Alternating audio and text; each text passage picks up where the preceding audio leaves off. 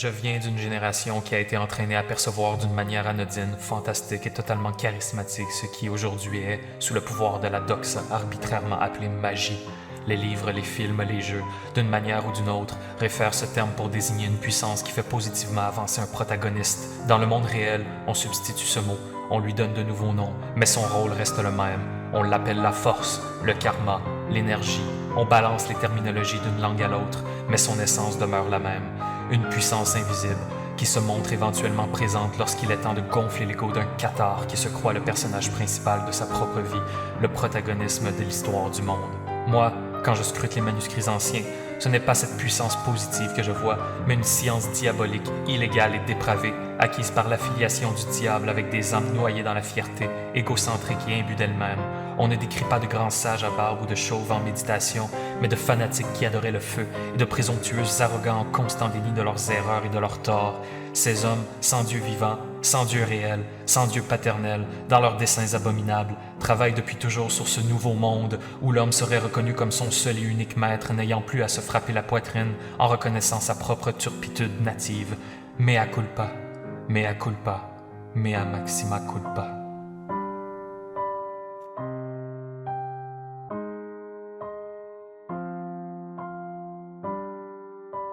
Le message du Christ est explicite, c'est un révolutionnaire.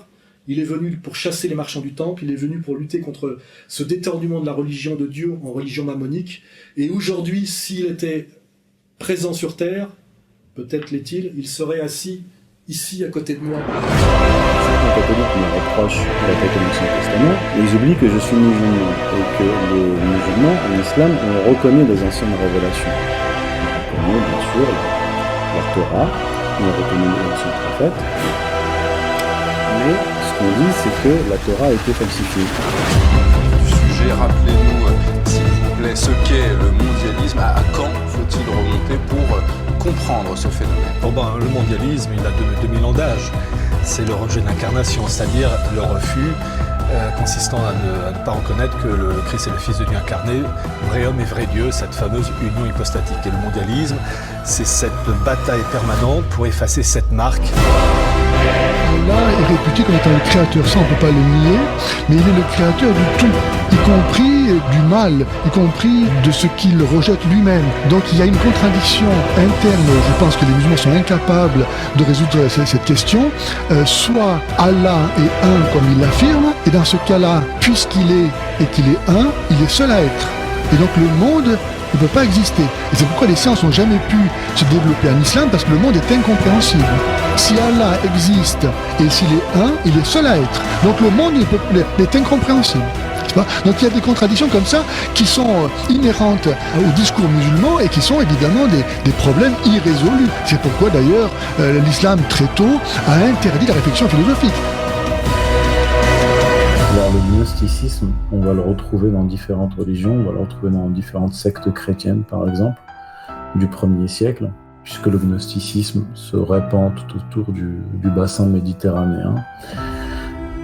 Ça va avoir une forte influence aussi sur la Kabbale, parce qu'on va retrouver des concepts gnostiques dans la Kabbale, notamment le concept des séphirotes, des émanations. Yeah, we're gonna wait until Jesus comes and resurrects your prophet to pass judgment on him, because it's not in the Quran. There's not a single verse in the Quran that says the Torah was given to Musa. En sublimation, pas en broderie. Et l'idée, c'était non pas de parler de luxe, mais de luxe comme lumière. Toujours ces trois doctrines les plus dangereuses qui sont la gnose et puis l'hermétisme, c'est pas l'hermétisme qui est transmis par l'islam aussi, les fameuses tables d'Emeraude, et traduite de l'arabe en même temps que les philosophes arabes donc au XIIe siècle. Tout ce que nous voyons, la multitude des êtres, émergerait de cette tension entre deux énergies. Il suffirait de mettre ces deux pôles en contact pour que l'illusion disparaisse et que nous-mêmes nous disparissions dans le grand tout divin.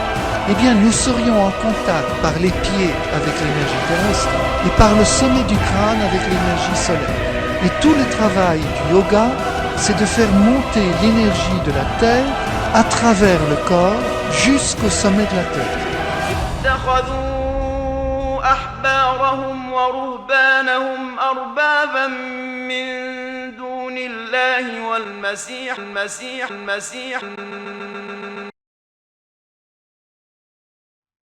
Et Jésus-Christ a rétabli la bonne conception de Dieu. Le même Dieu, mais les bienveillants par nature. Et non pas un Dieu malveillant dont il faut gagner la bienveillance par des sacrifices, en cherchant à lui plaire. Que Dieu est bienveillant par nature. C'est une notion de Dieu qui a été faussée autrefois par peur.